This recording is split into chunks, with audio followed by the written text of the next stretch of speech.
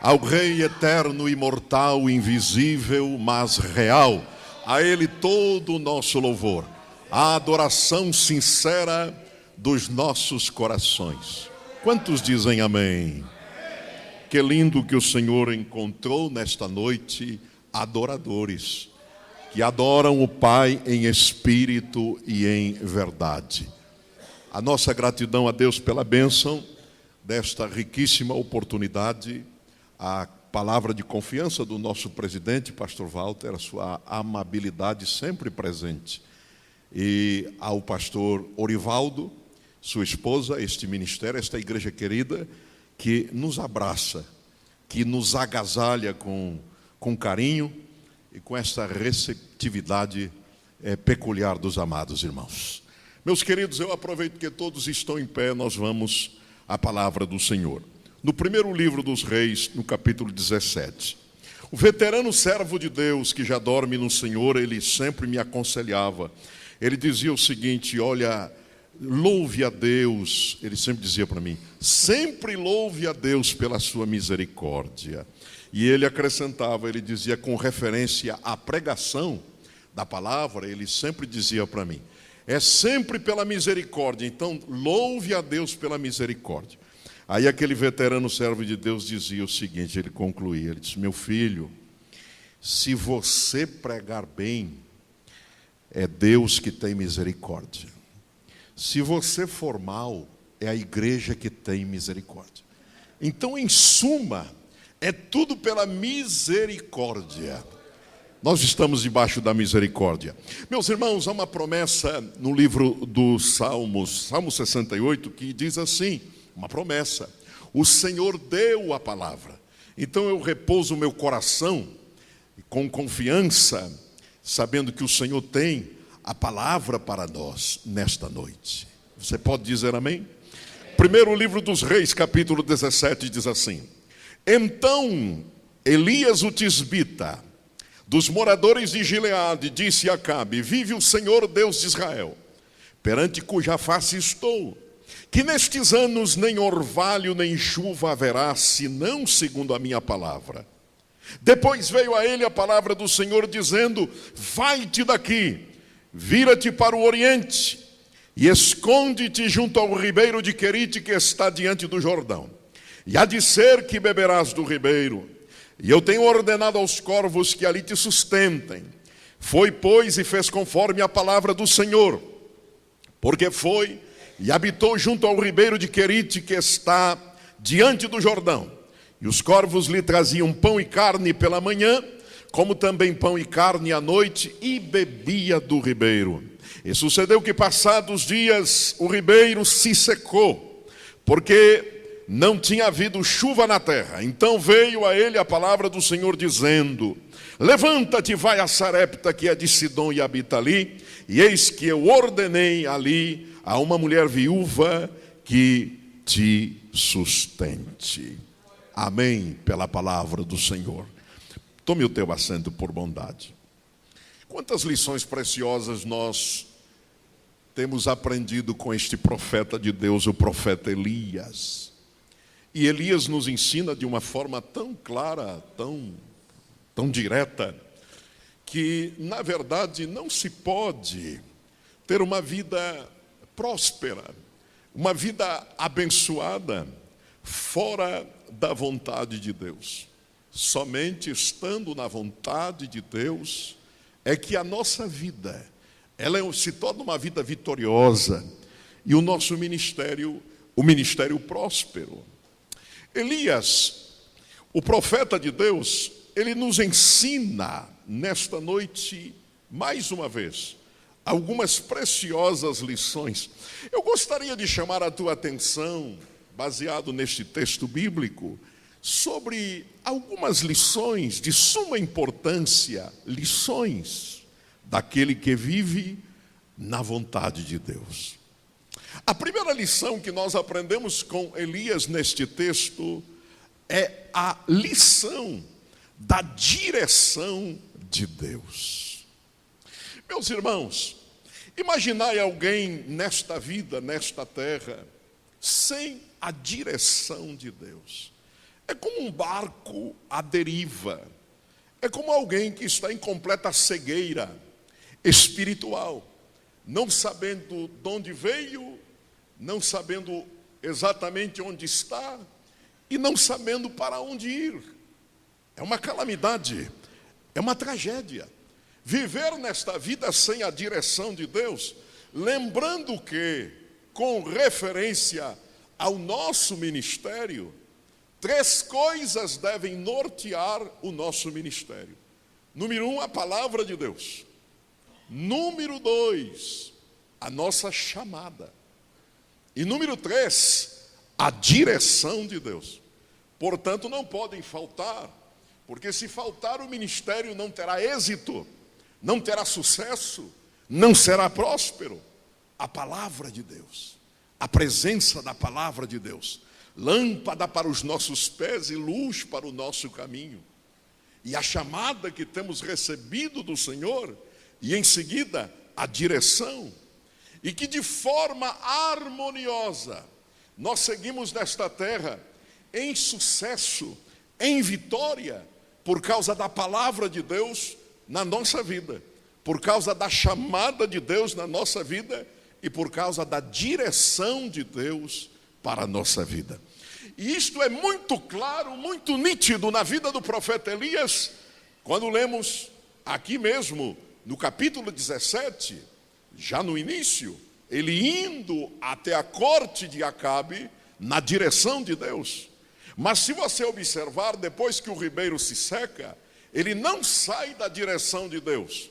E na direção de Deus, a palavra do Senhor vem a ele, dizendo: levanta-te, vai a Sarepta, que é de Sidom. Mas quando nós chegamos no capítulo seguinte, o capítulo 18, ele está ainda, continua ainda, e graças a Deus, na direção de Deus, quando o Senhor lhe diz: vai agora e mostra-te outra vez a Acabe, porque eu darei chuva sobre a terra. Quando nós lemos lá no versículo 46 do capítulo 18, deste mesmo capítulo, a mão do Senhor estava sobre Elias, dando-lhe direção.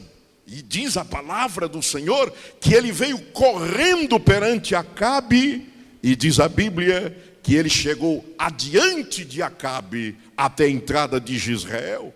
Quando nós chegamos no capítulo 19 deste mesmo livro, diz a Bíblia que o anjo do Senhor vem ao encontro do profeta Elias, que estava dormindo debaixo de um zimbro, e o Senhor lhe diz: levanta-te e come, porque muito comprido te será o caminho. Então, isso é muito nítido na vida, no ministério de Elias, a marca, o sinal, a lição da direção de Deus. No versículo 15 do capítulo 19, o Senhor lhe diz outra vez: volta pelo teu caminho. Ele está agora dentro da caverna, mas o Senhor lhe diz: sai da caverna e volta pelo teu caminho para o deserto de Damasco. Que coisa preciosa. Quando nós chegamos no capítulo 21 deste mesmo livro, primeiro livro dos reis, a palavra do Senhor vem a Elias outra vez dizendo: vai, encontra-te Acabe, rei de Israel.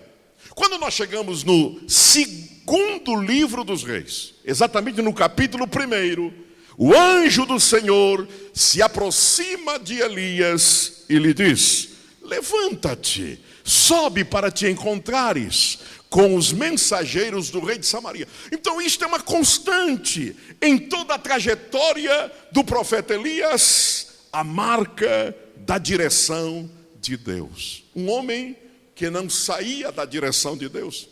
Nos seus últimos instantes nesta terra, os irmãos estão lembrados, no segundo livro dos reis, exatamente no capítulo 2, que pela direção de Deus ele vai a Gilgal e Eliseu o acompanha. Mas de Gilgal, a direção de Deus o leva a Betel, porque o Senhor lhe disse: vai a Betel. Eliseu o acompanha. Em seguida o Senhor lhe diz: agora você irá a Jericó. Ele foi a Jericó. E em seguida Deus lhe direciona para o Jordão, e ali ele é tomado com poder não por um carro de fogo. Tem pregador que diz que foi o carro de fogo que levou Elias. Não, o carro de fogo apenas separou Elias de Eliseu, mas Elias subiu ao céu num redemoinho. Mas note só que esse homem que foi recebido em cima no céu seguiu à risca a trajetória estabelecida por Deus. Ele tinha um GPS de Deus. GPS guia o profeta sempre. Ele sempre era dirigido pelo Senhor. Irmãos, deixar a direção de Deus é o fracasso de tanta gente frustrada, decepcionada, porque saiu fora da direção de Deus. Direção de Deus para a realização de um negócio. Porque tem gente que diz assim: eu não preciso da direção de Deus para este particular. Eu preciso da direção de Deus nisto e nisto, mas nisto não. Eu me lembro de uma jovem que foi até o seu pastor, e ela tinha na mente que este assunto dos seus sentimentos, Deus não podia interferir, ela decidia. Então ela foi até o pastor. Naquela época, o senhor se lembra, década de 70 por ali, que havia uma expressão no Brasil, quando uma moça encontrava um rapaz bonito, dizia: mas é um pão. O senhor lembra disso? Isso nem se fala mais, não é? Então ela foi até o pastor e ela disse assim: pastor, eu quero me casar. E tem um rapaz, e o pastor sabia que o rapaz não professava a fé em Cristo. Aí o pastor disse: mas que comunhão há entre luz e trevas? Não, mas eu quero me casar. Ele é um pão, é um pão. Aí o pastor disse: não seria um pão que o diabo amassou? E de fato, foi uma encrenca para aquela moça depois. E o pastor morava exatamente do lado da catedral daquela cidade, da igreja matriz da igreja católica, e o sino começou a tocar bem na hora que ela dizia, porque ela disse assim: pastor, tudo me fala que eu tenho que casar com ele. Se eu passo assim, escuto um grilo, né, aquele barulho do grilo, ele está dizendo para mim: case, case, case. Eu passei ali numa lagoa, está cheio de sapos, e os sapos cantando para mim: case, case, case. Tudo me disse que eu tenho que casar. Olha esse sino aí, e o sino batendo. O sino está batendo, pastor, está dizendo para mim, ó: case, case, case, case. Aí 1 ano depois ela apareceu na casa do pastor triste. Tinha apanhado do marido, o marido não deixava ela ir na igreja. E o pastor agora a recebe ali, ela triste. E aí ela contou toda a história: ele bate em mim, não me deixa vir na igreja, uma tristeza. E o sino começou a bater de novo. Pum, pum. Aí o pastor virou para ela: sabe o que o sino está te falando, minha filha? Sofra, sofra, sofra, sofra. Então, nós precisamos da direção de Deus em todas as áreas da nossa vida. E Elias tinha esta marca na vida, a direção de Deus. Por isso ele triunfou, por isso não fracassou, por isso ele venceu, por isso foi arrebatado aos céus, porque a direção de Deus estava na vida dele. Quem tem a direção de Deus verá sempre o sol brilhar no seu caminho. Olha o que diz o texto. O Senhor diz aqui no versículo 2: olha, vira-te para o oriente. Está aí no versículo 2. Depois veio a ele a palavra do Senhor dizendo: vai-te daqui, vira-te para o oriente. Porque ele sai da corte de Acabe, ele sai do palácio de Acabe. Ele profetiza: nem orvalho nem chuva haverá, senão segundo a palavra do Senhor na minha boca. Em seguida ele sai dali. Vou para onde agora? Você tem a direção, você é dirigido por mim. Vira-te para o oriente. Meus irmãos, se você anda na direção de Deus, repito, o sol sempre vai brilhar no teu caminho. Você não vai andar na escuridão, não. Olha o que diz o texto: vira-te para o lado do oriente. Deus sempre, irmãos, volta-te para o lado que o sol nasce. É isso que Deus está dizendo para ele. Você vai se voltar para o lado que o sol nasce. A vereda do justo é como a luz da aurora, que vai brilhando mais e mais, até ser dia perfeito. Quem vive na direção de Deus, tem Deus como seu sol e o seu escudo. Salmo 84:11. Tem também a resplandecente estrela da manhã, que é o próprio Senhor Jesus. Tem o sol da justiça, que é Ele próprio, a estrela que procede de Jacó, sim, o resplendor da glória de Deus, a luz do mundo, de João 8:12. Meus irmãos, olha só, eu descobri na Bíblia, olha que coisa linda, que o próprio Deus é chamado de Oriente, pastor Walter. Um dos títulos de Deus na Bíblia é Oriente. No cântico de Zacarias, quando João Batista nasceu, então o papai todo feliz começou a cantar e profetizar. E lá em Lucas 1:78 ele canta: pelas entranhas da misericórdia do nosso Deus, que o Oriente, lá de cima, lá do alto, nos visitou. E está em maiúsculo aí, Oriente. Então vira-te para o lado de Deus. Nunca perca na vida a direção de Deus. Quantos dizem amém? Amém. Segunda lição que aprendemos com o profeta Elias, está no versículo 2 ainda. Vai-te daqui, vira-te para o Oriente e esconde-te junto ao ribeiro de Querite. Ele havia profetizado. O nome dele já começou a ser falado nos corredores da corte. Então ele deve ter imaginado: essa é uma boa maneira de começar o ministério. Eu vou agora realmente arrebentar mesmo a boca do balão, né? Eu vou sair na mídia. Amanhã, sem dúvida alguma, eu serei aclamado. Olha, o meu nome será falado por todos. Eu estou começando agora. Eu estou começando o ministério. Aí o Senhor diz assim: espera aí, rapaz. Tá muito, não é assim não. Como é que eu vou começar? Você vira-te para o lado do Oriente e você se esconda. Não, mas eu pensei que eu ia aparecer agora. Não, você vai começar escondido. É assim que eu trabalho. Eu fico imaginando que isso deve ter impactado a princípio o profeta do fogo, o profeta Elias. O Senhor lhe diz: esconde-te. Meus irmãos, quando nos escondemos no Senhor, pelo menos 3 bênçãos acontecem com o nosso ministério. Se eu me escondo em Deus, primeiro eu recebo a bênção do aprendizado. Deus estava dizendo para Elias: se esconda para aprender. Se esconda para eu te dar lições maravilhosas que marcarão a tua vida. Segunda, se você se esconder em mim, eu vou te dar a bênção da proteção. Porque aquele que habita no esconderijo do Altíssimo, a sombra do Onipotente descansará. Então esconda-te em mim, porque eu sou refúgio e fortaleza, socorro bem presente na tribulação. E a terceira lição que eu vou te dar, que se você ficar escondido em mim, você vai aprender a lição da providência. Eu vou cuidar de você. Eu vou cuidar de você, como Deus de fato cuidou. Meus amados irmãos, tem gente que diz assim: eu vou começar o ministério, mas eu tenho que começar aparecendo. Não, comece escondido.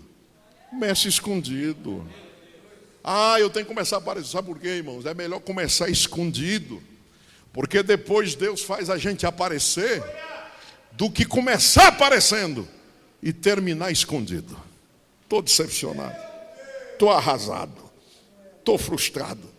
Mas, meus amados irmãos, vamos aprender esta importante lição, a lição da humildade.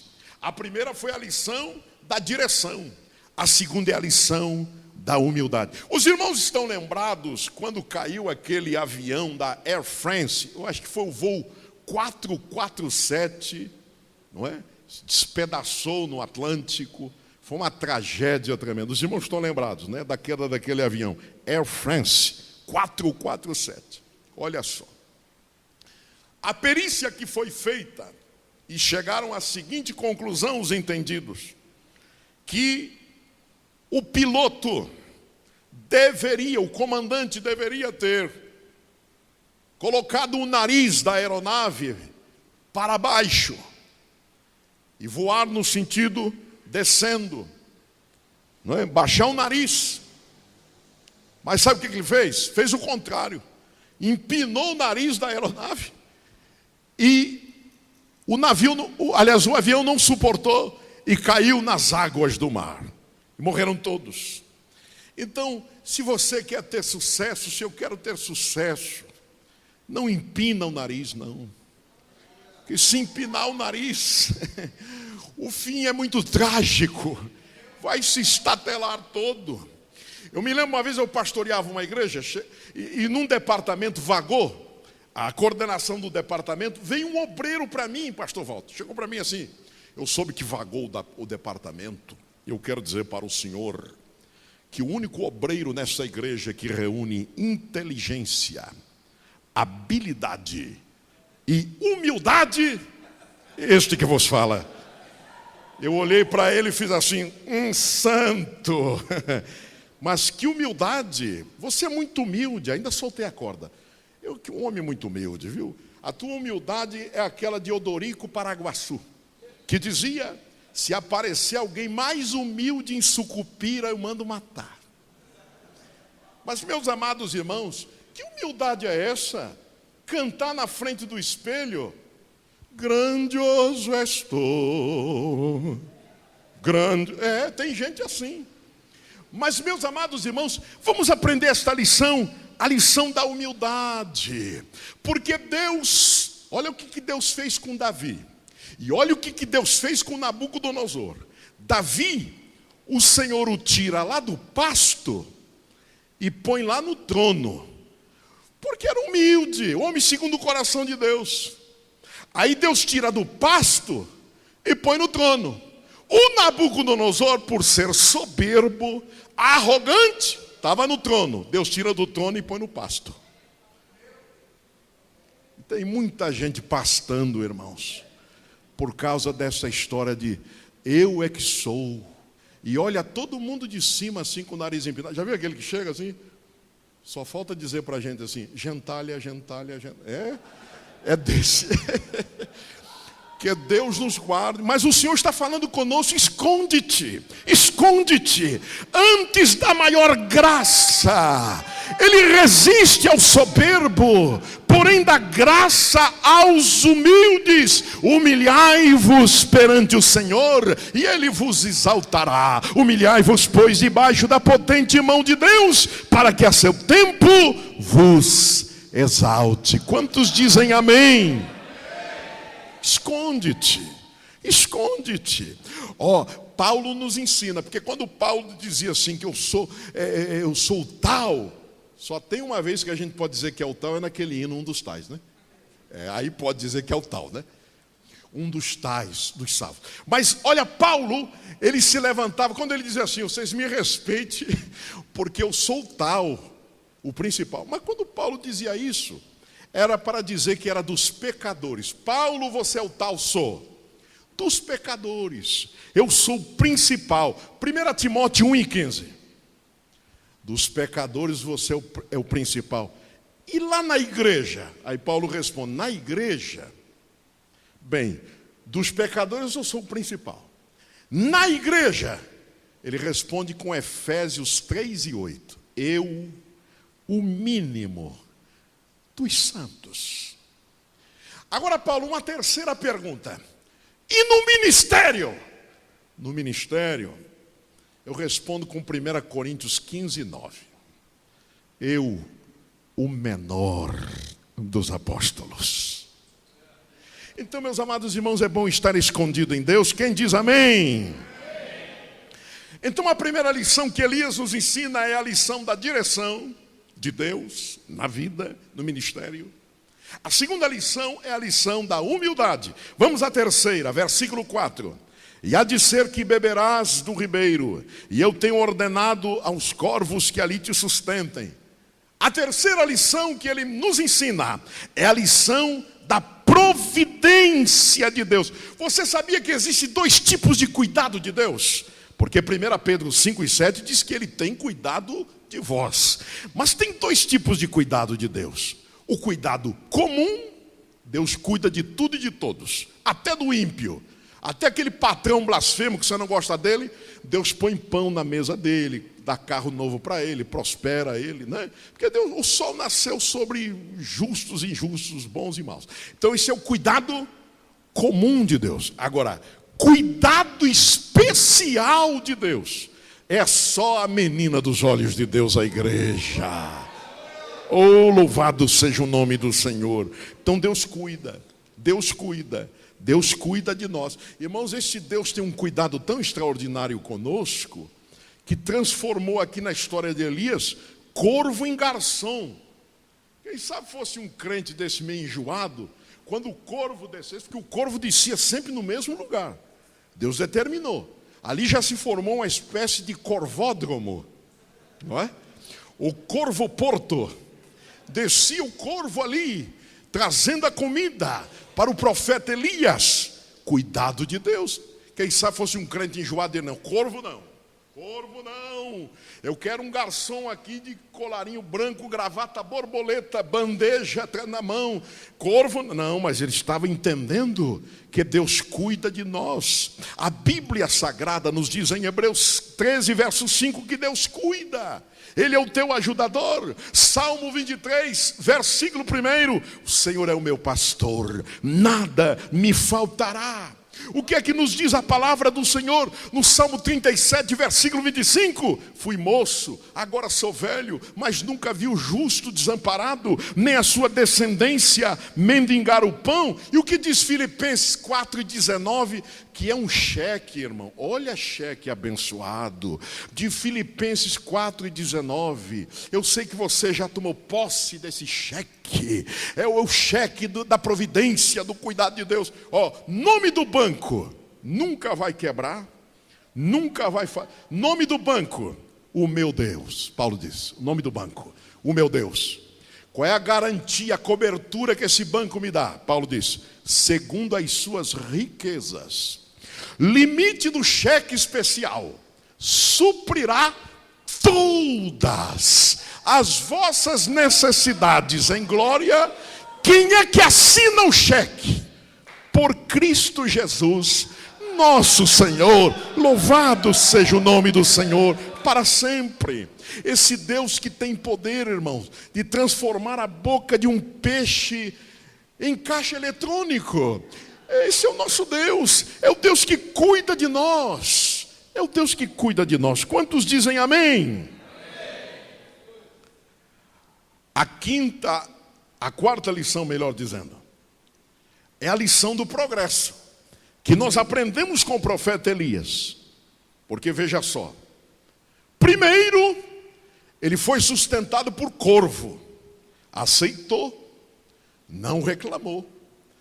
Depois, o corvo saiu de cena, o ribeiro secou, e o Senhor diz: mas eu já ordenei, que agora terminou a fase do corvo, você vai entrar numa segunda fase agora, importante. Eu ordenei uma viúva que te sustente. Melhorou ou não melhorou?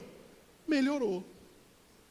Mas no capítulo 19, ele está debaixo de um zimbro, desanimado, querendo morrer. Deus não manda corvo, você pode ler lá.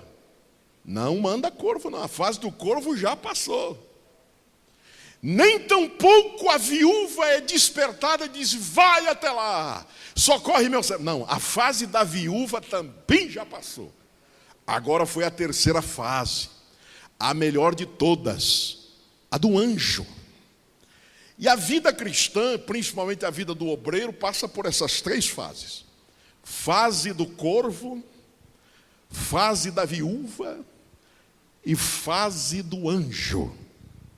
Meus amados irmãos, eu estou completando, pela misericórdia de Deus, este ano, 30 anos de ministério. 30.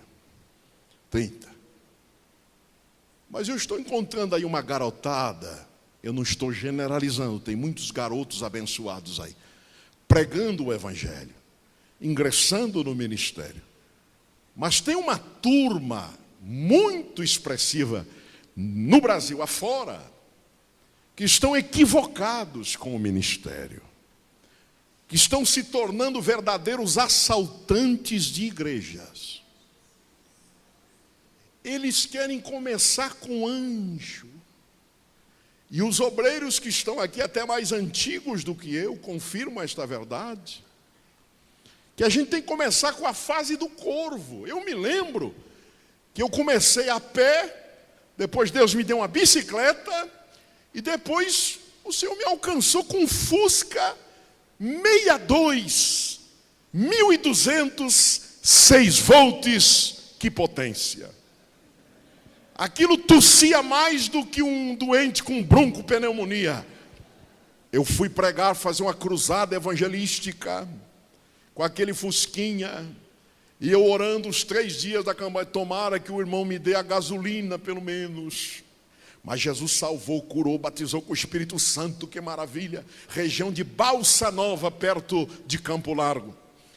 Aí terminou o trabalho, ele coçou a cabeça, o obreiro disse: meu filho, que bênção, você veio me ajudar, eu preciso de ajuda. Eu não posso lhe dar nada, meu filho, mas você não vai sair daqui de mão vazia, meu filho. Ele foi lá nos fundos da casa dele, tinha um galinheiro, pegou 3 galinhas vivas, amarrou as galinhas, jogou no banco de trás, e eu me lembrei até do eunuco, e jubiloso eu segui o meu caminho. E aí na hora eu falei: meu Deus, mas não me deu nada, nem a gasolina. Aí Deus falou comigo, quietinho, ó, lá na frente eu te abençoo. Vai feliz ainda, ó, você vai fazer uma canja. E as galinhas amarradas ali, e eu vindo. E quando os irmãos lembram, quem sai de Campo Largo para entrar em Curitiba, hoje já tiraram dali, tinha uma polícia rodoviária ali, hoje não tem mais, tiraram. Mas estava acontecendo uma blitz, e lá vem o evangelista com seu Fusquinha. Fase do Corvo, fase do Corvo. E aí, as galinhas amarradas lá. O guarda, quando mandou parar, irmãos, não é que as abençoadas das galinhas soltou o barbante lá, começaram a pular, e disse: vou ser preso agora, o homem vai pensar que eu sou ladrão de galinha, agora me parando aqui, e as galinhas pulando lá, e o guarda disse: ô cidadão, o que é isso aí? Eu falei: a minha oferta, abençoada.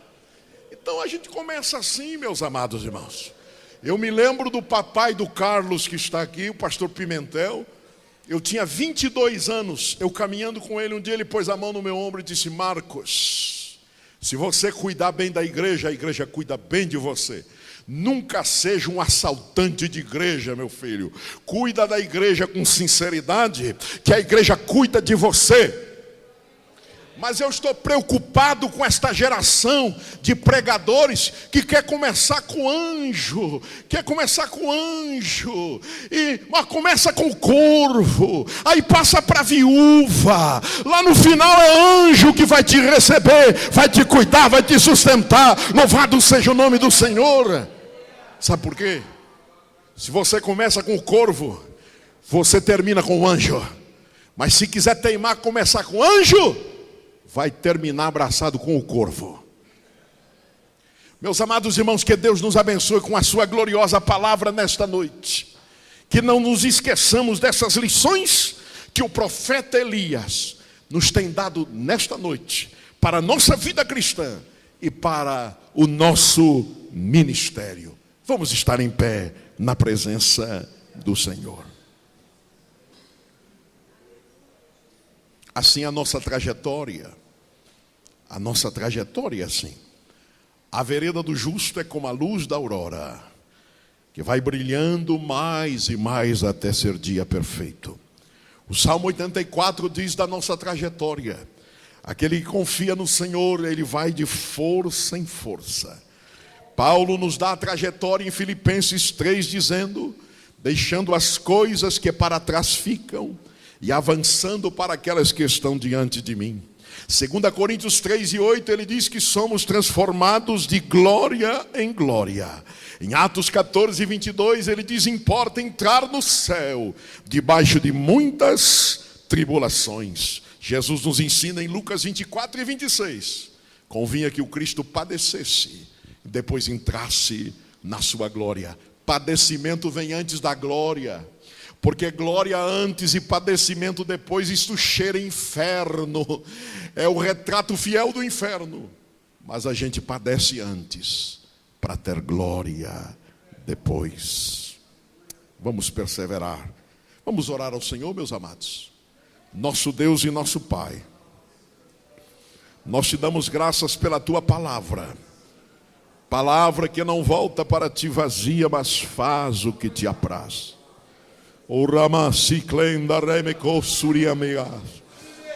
Ajuda-nos.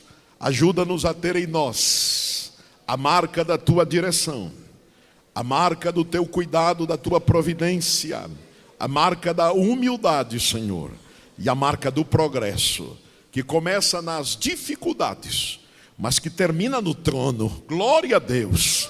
Pai, nos ajuda a sermos fiéis. É o que nós te pedimos, no nome precioso de Jesus. Amém.